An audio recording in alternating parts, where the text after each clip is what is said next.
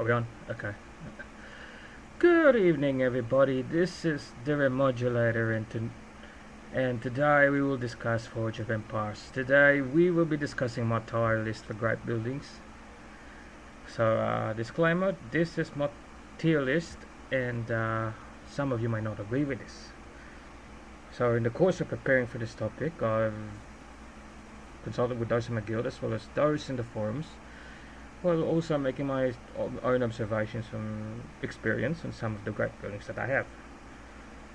So we're going to start by dividing the tier list into 6 tiers. So the first tier will be the much needed tier. It's a tier of buildings that one must have pronto, and that one must level up pronto to a level as high as you can. Okay. Second tier will be the good tier. Is the tier of buildings that can be very much of a game changer, but not necessarily a building one that must have pronto.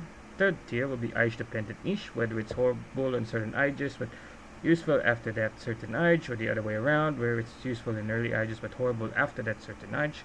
Must also be dealt on a situational basis or an age basis. The fourth tier will be the niche tier, and like what its name says, it's a niche tier and must be dealt on a situational basis, and is applicable, and is also very applicable throughout the ages. The mad tier is the second lowest tier. It consists of buildings that I would not build, although it does have some uses. And the bottom tier is the lowest tier, and it consists of buildings that I recommend that you must stay away from. Building those buildings was not only a waste of time but also a forge points and space. So as I've recited this here, I'm going to edit. Must have good age dependent niche,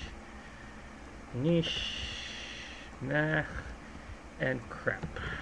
Alright. So due to certain real life constraints, I will divide this video into 2 parts. The first 3 tiers will be discussed in detail today. Part 2 will be recorded within a week and a half, which will probably be 11 days from now. So let's start with the much needed tier. The top of the list will be this one, the Alcatraz, or the Trass. So the Trass is a building that produces buildings, provided that you have a military unit production building in your city. So if you are a fighter, this is a building that's a must-have, since this means that you're not going to have any problems replenishing unit pool, particularly if you're going to whack your neighbors or engage in guild battlegrounds. And just to add, if you're going to fight, particularly in higher attrition in guild battlegrounds, you're going to lose units, particularly if your attack boost, defense boost isn't high enough. So the trash basically gives you a way to replenish your unit pool. Okay, so if you can get it earlier, and you can get the goods earlier, build it pronto, and level it to as high as your heart's content. Alright, so because you're gonna need it in your entire journey in Forge of Empires. Next in my list is the Chateaufontaine. While its stats are not... Where's the Chateaufontaine?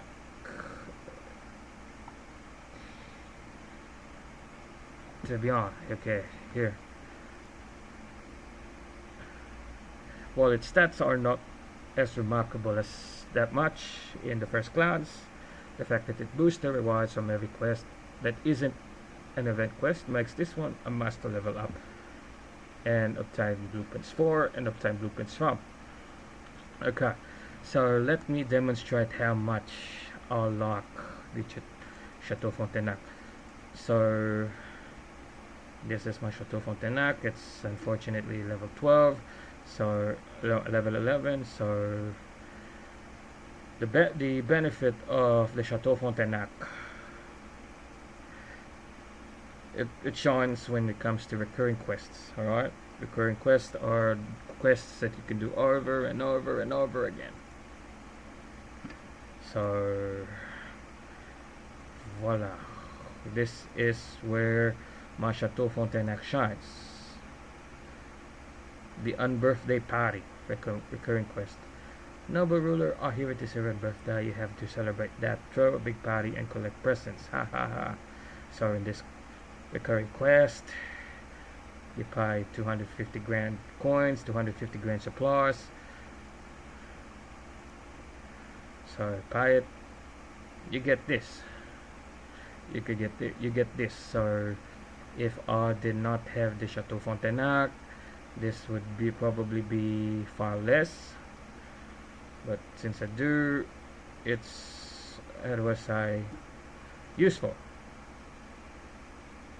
And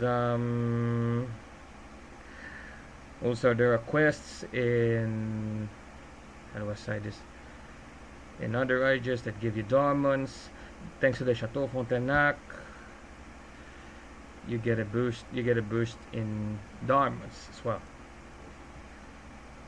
So let's give it another try.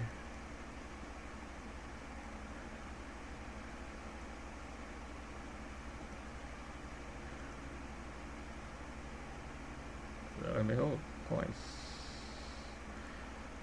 Alright. So next is the statue of Zeus. Here we go. I like the statue of Zeus because, well, it does not give anything other than an attack and defense boost for your attacking army. I like it because it's a bargain building, and you can get it early since it's a Bronze Age.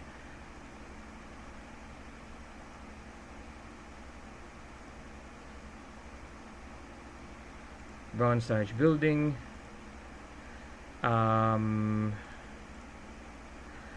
It's not just a Bronze Age building. It does not take up a lot of space, since it takes only 2 by 3 squares, and in this game space is the king. So you're gonna love it. Alright, and it's a building that I recommend that you have to get out as early as possible. So next here is, where are you, Arc? Okay, is this the Arc? If you're in a guild, the fact that the Arc gives you good buildings is important, but also it gives a boost in your contribution bonus. An Arc of at least level 80 gives a 90% boost in your contribution rewards, so it means that it gives you 90% more blueprints, FPs and FPs, forge points and medals, and it's it's a medal, and it's like a medal and blueprint factory, and also allows, and by the fact that you can get your more forge points, it also allows you to be more generous in donating a piece to other players constructing the buildings. Now the next here is the Cathedral of Aachen. Well, its stats are also not that remarkable. It takes up 4 by 6 square space. It's significant, but its passive stat, it gives you an attack and defense boost for your attacking army, is significant enough on its own. Similarly, the Castel de Monte, it's also an excellent must-have building, because not only does it provide passive stats in the form of attack and defense boost for your attacking army, it also gives you forge points, and the more forge points, the better. Last but not the least, is this snowflake looking building, the Arctic Orangery. Okay, just a disclaimer here, I do not have this building yet since I'm working on getting the goods.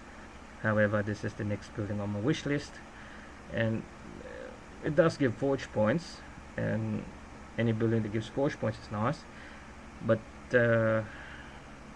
it also gives a probability of dealing 150% damage to a unit. The good news is that it is not dependent on a certain number of charges, and there's a probability of dealing 150% damage to a unit by an unlimited number of times. Problem is that, one, it works on units at the same age, although on the good side, this building actually works best when you have to deal with Guild Battlegrounds units, since every unit there you encounter in a GBG fight. It's basically every era. When you're in future era, this works well in your hands, since all you got to do is use your hover tanks or exoskeleton soldiers, particularly if you're not facing hover tanks in opposition, to whack your enemy. Alright, and that's why a lot of people love the Arctic Orangery. So the next in this list, we're in the good. Okay, the next tier, the good tier, we start with the Himeji Castle.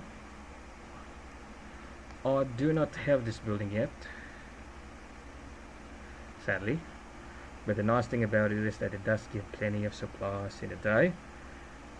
That's its secondary stat. You could also get charges for a chance to win Spoils of War, which means that if you win for a certain number of times, hang on, let's see how many times I need. Okay, 7 times here, and level 1.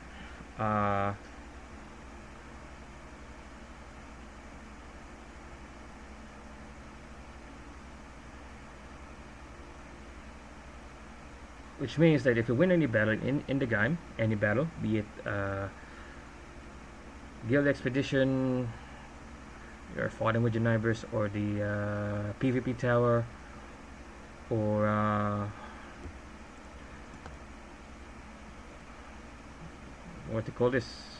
Yeah, PvP arena, guild battlegrounds, and etc. As long as it's a battle in the game, you get a chance to win the award. However, my issue with the building is that it does rely on the game of probabilities, and that there's not a lot of charges too, so that's why it's on the good tier and not on the much needed tier. Next is this bad boy here, the Galata Tower. Someone boost this building size, okay. The Galata Tower is one of my favorite towers, and not just for the 3x2 footprint or the fact that it gives out goods. It is also a very defensive building that gives you charges. Sadly, 2 charges on the early levels, although the charge, let's load up the wiki.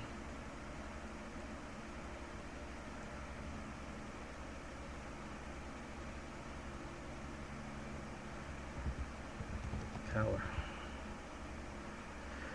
Galata.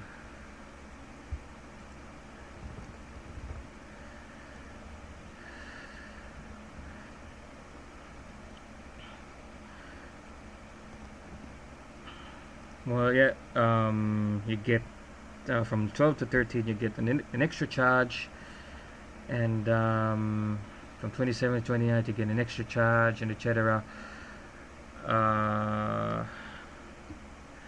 But the nice thing about collecting this from this building is that you get a charge that if you are attacked, your opponent comes out with nothing.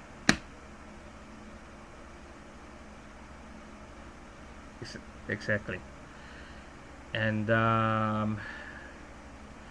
this this provides a much needed level of security, especially if you don't keep track of your collection time. So that's why a lot of people, especially in the especially those in higher levels, higher ages, they love this tower. All right. Next is the Cape Canaveral. Where are you? Cape Canaveral. Here we go. It's one of the most underrated buildings, and it's not just because of the 4x5 space, which is small relative to its age. It does give out forge points. That's all it does. The fact that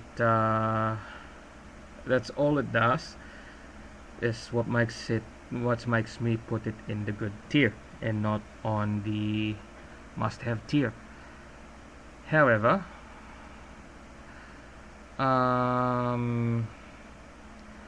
it's a nice building to have, and you can complement it with your Arctic Orangery and your Castel de Monte there, because you know, collecting FP is never a bad thing, right? Next is the Terracotta Army. Terracotta Army, where are you? Here. Gives an attack and defense boost for both your offensive and defensive armies, and while the attacking side is good, the defensive side I am not so sure, as any smart lad, particularly those on the Arctic Orangery. Kraken with a very high offensive army boost can easily whack a defense, hence it's the fact that it does give passive stats, an increased boost to both your attacking and defensive armies, is what makes it very, very good. The next building is ta-da! No, okay, the Temple of Relics. It's a good building to have because you have the chance to win a certain relic that gives you a prize. So there are 3 relics here, alright, which are the silver, the gold, and the jade. The jade is the rarest relic that you can get in the guild expedition. So what does the silver give you? It gives you the Guide of the Sun God, the Face of the Ancient, which are decors, and they are useless decors at first glance. It gives you an attacking army boost if you upgrade them. It also gives you 5 units of one type, 2 blueprints, 25 goods of one type, or 20 forge points. The gold gives you the Ritual Flame, it's a relatively useless decor. The Tribal Square, I do not understand what it's for. The 200 goods of one type, which is good. 10 rogues, 100 forge points, and or a small metal package. So the Jade Relic gives you the Sacred Skull Watch, the Terrace Farm, the Fountain of Youth, which is the Fountain of Youth is yes, you can find this only on you have a chance of finding this only on, excuse me, the level 4 of Guild Expedition. You can also get a 1-up kit, which is something that I really crave. Restore buildings and renovation kits, which is every player's most desirable thing, consumable to have. The reason I don't put it in the must-have category is that the bonus here applies to only the guild expeditions, and there are maximum of 64 that you can solve in a week, and it's not on Guild Battlegrounds. If this were in Guild Battlegrounds, I would have put on the must-have category. Alright. Now the last is the Kraken. While I do not have the Kraken, I've saved enough blueprints for one, because it's the nice thing about it is not only is it a good forge point producing building, but it has a few charges to help you defeat the counter in a level 4 expedition, units in a campaign map, or if you're harassing a neighbor by attacking him. The problem is it doesn't. Well, yes, it does work with the Arctic Orangery, but the problem is you gotta be careful since you do not want to use it in a fort where all the end of fighting are just two spearmen, and a lot of folks here in this game, they don't put any defending army at all, and by default they end up getting just what bronze two bronze spearmen. Next, on to the age dependent niche. So let's start off with the spice carrier. Prior to the Arctic future, if you built the spice carrier, it will not do you much. It will not do you much since it will give you only metals, which renders it a niche building before Arctic future. Now, once you hit the Arctic future, that's where it starts to shine, since it gives you special goods instead of metals every day. And while I am not yet in Arctic future, just a disclaimer, I do know that the special good in Arctic future, Oceanic future, and the Spice Age buildings, they require special goods. In the Arctic future, it's the Promethium, which is a special good. The virtual future is the only age that that does not need a separate good. But the important thing with special goods is that you're going to need them to level up. To more like to complete research from Arctic future and above. And yes, you're going to need Promethium even in the Spice Age. And you're also going to need Orichalcum, which is the Oceanic era good, special good. Or Orichalcum, you're going to need it even in the Spice Age. You also got, and then when you get to the Spice Age good era, Spice Age mass, you're going to need mass, or that's the special. I think that's the special good. Hang on, let me check. What the?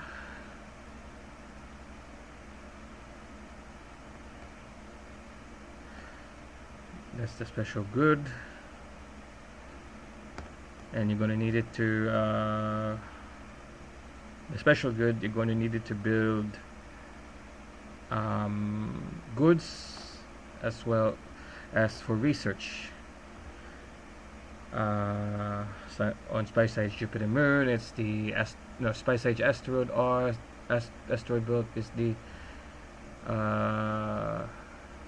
asteroid Rs, and then Spice Age Venus is the Venus Carbon, and Spice Age Jupiter Moon is unknown DNI. So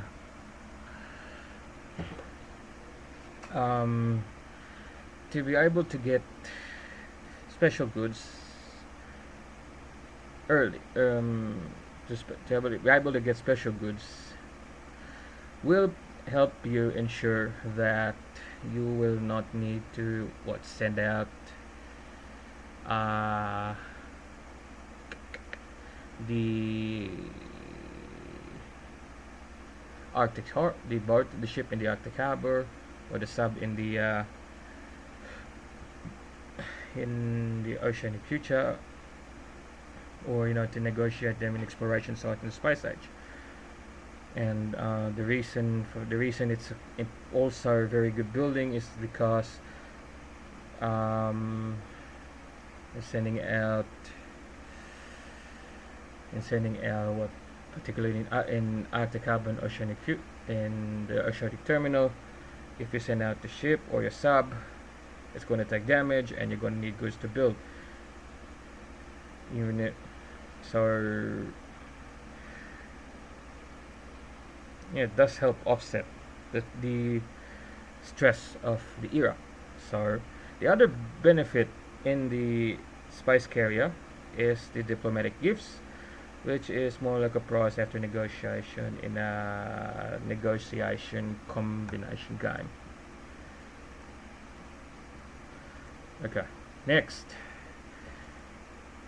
It's one of my favorite buildings of all time. I've discussed it in a previous video. It's called the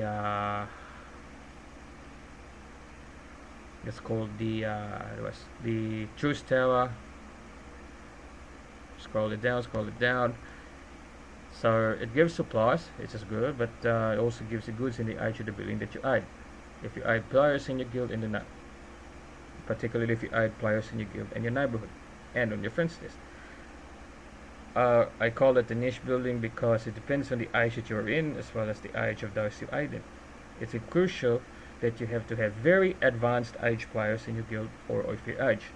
But I also call it age specific niche because the benefits of this building, other than getting goods from advanced eras when you construct great buildings of the advanced era, if you're lucky, is that you can trade these advanced era goods down to your current era goods. In my case per se, as someone from the future era with several guild colleagues in the Spice Age, the benefits are that I can selectively add the buildings while also ensuring that once I get enough goods on the Space Age era to my locking, I can trade them down or hoard them until I have enough advanced era goods to my locking. I've recorded a video about it discussing more, and you can find it on my page. I will link it also below. And the next building is the Lighthouses of Alexandria. For those in early ages into Space Age Mars, like I mentioned a lot before, from those in early ages until the Space Age Mars, where are you? It's a very, very crucial building to level. Because from bronze to progressive era, it gives you goods of your era and helps because in early ages you only have goods deposits of goods in your age. It also gives the charges of a supply boost, which you could use to boost your supply collection a certain number of times depending on your level. It will help you stay a little longer in your current era until you've earned enough goods in your present era. So from modern era onwards, you get unrefined goods, which are basically goods 3 ages back. The amount of unrefined goods you give is 2 times star, and I know it's disappointing it doesn't produce modern era goods onwards. It is an asset because you do not need to build buildings from 3 eras back, particularly if you need to produce goods. Particularly if you need to produce goods of 3 eras back that you do not have goods deposit. Alright, so this is my take on the first 3 tiers of great buildings in this game. Thank you for following. Thank you for watching this video.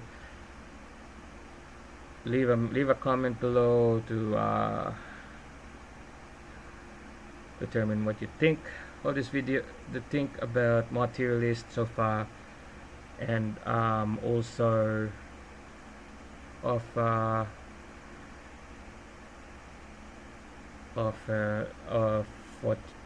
any other facts that you want to add. Please leave them on the comments below. If you like what you see, give it a like, subscribe.